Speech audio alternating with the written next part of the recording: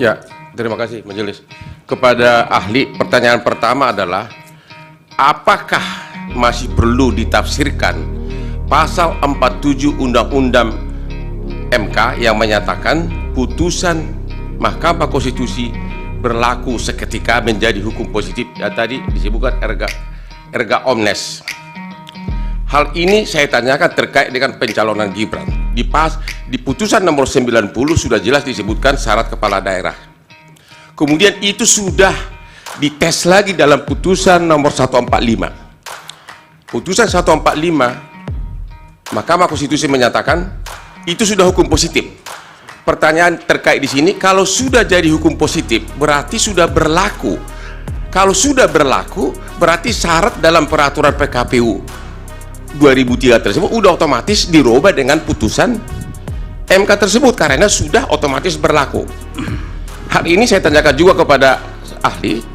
Baru-baru ini Mahkamah Konstitusi merubah pasal 310 ayat 1 KUH pidana, yaitu pencemaran nama baik. Kalau kita laporkan ke polisi sekarang pencemaran nama baik 310 ayat 1 sudah ditolak. Apakah Anda pernah melihat KUH pidana dibawa ke DPR untuk dirubah sesuai dengan putusan MK tersebut? Dan otomatis berlaku perubahan tersebut. Pertanyaan Bapak apa? Ya, pertanyaan saya itu sudah ada contoh nyata dalam praktek bahwa pasal 470 pasal 47 itu sudah diterapkan. Ya, jadi Bapak tidak bertanya. Pertanyaannya, apakah masih perlu ditafsirkan pasal 47 tersebut? Yang kedua, mengenai pengertian, pertanyaan kedua adalah mengenai bansos. Dalam putusan nomor 01 disebutkan dari MK, yaitu tahun 2019, penalaran yang wajar saja tidak cukup alasan sebagai bukti money politik dalam pemilu. Apakah Anda setuju dengan pertimbangan majelis hakim tersebut? Terima kasih. Baik, dari Bawaslu cukup? Masih ada yang mulia? Oh, silakan. Satu pertanyaan. Terima kasih, ya. Saudara ahli, Mahkamah Konstitusi pernah melakukan judicial constraint dalam kasus Bovendigul, ya, seorang calon bupati yang memang belum memenuhi syarat jeda berapa tahun setelah jatuh pidana, tapi tetap diloloskan oleh KPU. Tapi kasus itu sebenarnya sudah pernah dibawa ke Bawaslu dan ke Pengadilan Tinggi Tun, tapi diabaikan KPU, sehingga pada saat-saat terakhir Mahkamah melakukan judicial constraint dengan membatalkan pencalonan yang bersangkutan dan memerintahkan pemungutan suara ulang tanpa mengikut sertakan calon yang bersangkutan. Apakah ini relevan dibandingkan dengan kasus yang sekarang disidangkan di Mahkamah Konstitusi ini?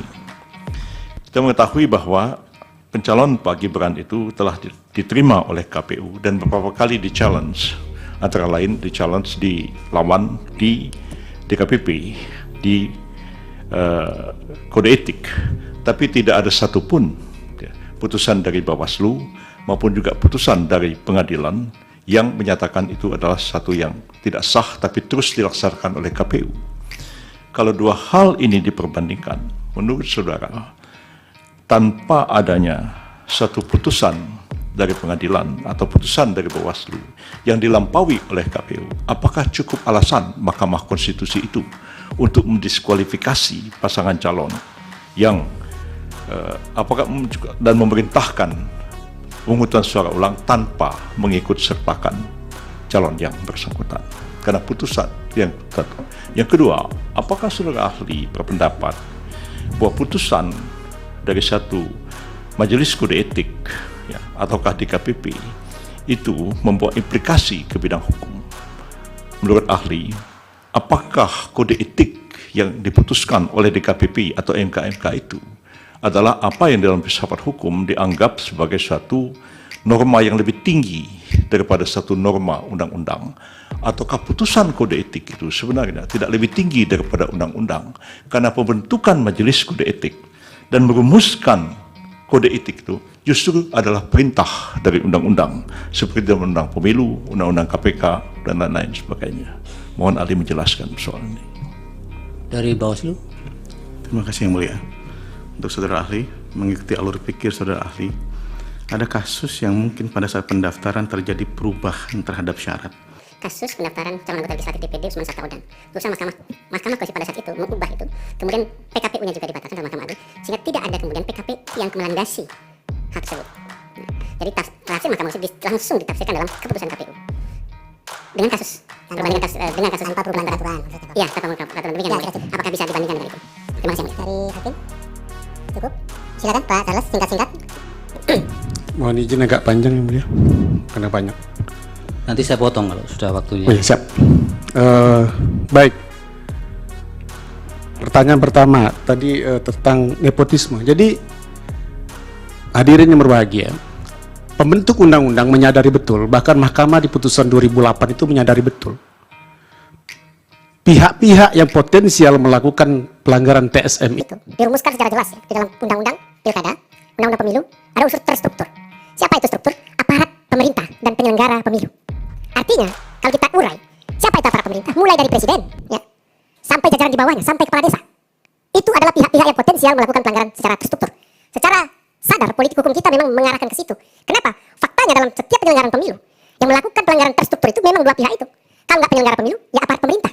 Makanya kemudian kenapa dalil di 2014, ya, di mana pada saat Pak Jokowi maju pertama kali dalam pilpres berhadapan dengan Pak Prabowo, itu dalil pelanggaran TSM-nya tidak mengarah kepada aparat pemerintah, tidak mengarah kepada Pak SBY yang pada waktu itu sebagai petahana yang kemudian tidak ikut lagi, tapi lebih banyak mengarah kepada penyelenggara pemilu yang didalilkan oleh Pak Prabowo pada waktu itu penyelenggara pemilu melakukan pelanggaran TSM. Tapi 2019 pelanggaran TSM diarahkan ke aparat pemerintah, yaitu mulai dari presiden. Kebetulan Pak Jokowi menjadi peserta juga. 2024 Pak Jokowi tidak menjadi peserta, tapi tetap pelanggaran TSM itu diarahkan juga ke beliau selaku pimpinan tertinggi dari pemerintah kita.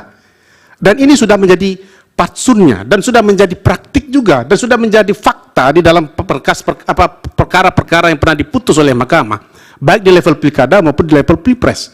Tadi saya sudah katakan, bukan mahkamah tidak memeriksa perkara itu, bukan mahkamah tidak menyatakan bahwa dia tidak berwenang, bukan mahkamah menyatakan dia tidak berwenang, tapi lebih kepada tidak terbuktinya dugaan pelanggaran TSM pada saat 2019. Lalu bagaimana dengan 2024? Mahkamah sudah melakukan, mohon maaf ini prosedural, judicial activism, bukan judicial restraint. Bahwa dalam hal Bawaslu, KPU, termasuk DKPP, tidak melaksanakan tugasnya. Kenapa? Karena unsur berikutnya dari pelanggaran terstruktur itu adalah penyelenggara pemilu. Sehingga meskipun ada putusan DKPP, ada putusan KPU, ada putusan Bawaslu, ada proses yang sudah selesaikan di Bawaslu, baik sudah ada putusannya, belum ada putusannya, atau belum diperiksa oleh Bawaslu, Mahkamah kemudian dapat memeriksa itu. Kenapa? Untuk membuktikan unsur terstruktur itu. Jangan-jangan para penyelenggara pemilu secara kolektif bahasa undang-undang bersama-sama sudah melakukan pelanggaran pemilu, sudah melakukan pelanggaran asas-asas pemilu itu. Disitulah esensinya kenapa kemudian secara sadar kita mengatakan untuk terjadinya pelanggaran TSM, untuk bisa diperiksanya pelanggaran TSM, Mahkamah Konstitusi bukanlah lembaga pembanding dari putusan Bawaslu, bukanlah upaya banding, bukanlah upaya kasasi semacam itu, tapi memeriksa secara keseluruhan terhadap fakta-fakta persidangan. Tapi lebih kepada bagaimana kemudian fakta itu bisa diperiksa dan dibuktikan dalam persidangan yang mulia ini. Terkait dengan yang disampaikan oleh pertanyaan berikutnya, erga omnes. Kita yang studi hukum tata negara paham betul ya, ada dua pembeda antara hukum administrasi negara dengan hukum tata negara. Oppenheim, Van Hollenhoven juga mengatakan, hukum tata negara itu adalah hukum yang mengkaji negara dalam keadaan diam. Hukum administrasi negara itu mengkaji negara dalam keadaan bergerak. Putusan Mahkamah Konstitusi, putusan Mahkamah Konstitusi, undang-undang, konstitusi itu negara dalam keadaan diam. Dia akan dilaksanakan oleh hukum administrasi negara. Dia tidak akan bisa berjalan kalau tidak ada aturan pelaksananya.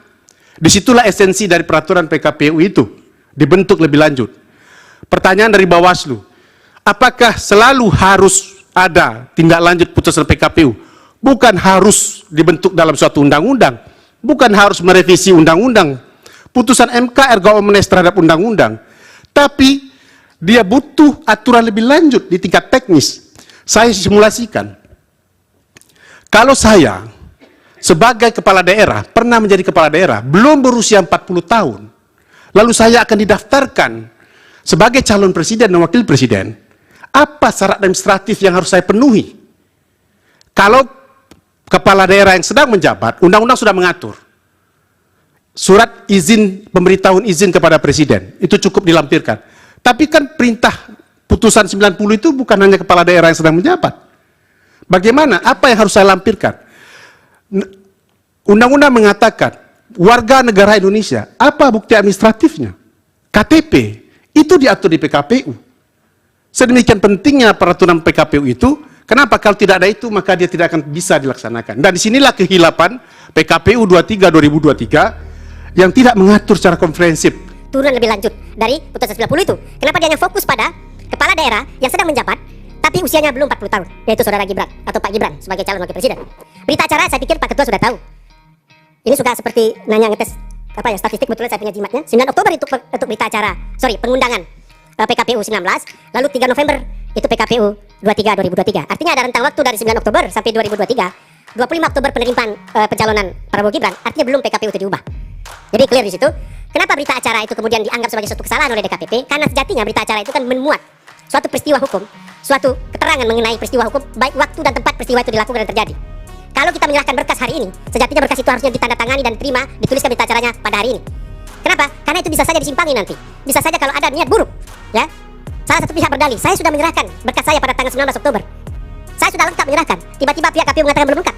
Apa pegangan para pihak? Disinilah kekhilafan KPU yang kemudian memborongkan, ya, penulisan berita acara itu tanggal 28 Oktober. Padahal pendaftaran berbeda. Ada yang tanggal 19, lalu ada tanggal 25. Kalaupun Tes kesehatan dijadikan alasan, kenapa tidak dimuat dalam berita acara itu? Bahwa untuk berkas tes kesehatan disampaikan setelah proses pemeriksaan kesehatan itu. Ya, waktunya sudah habis, Pak. Terima kasih Yang Mulia. Itu saja. Assalamualaikum warahmatullahi wabarakatuh. Waalaikumsalam warahmatullahi. Terima kasih Pak Charles. Mudah-mudahan keterangannya bisa menjadi pertimbangan dalam pengambilan putusan.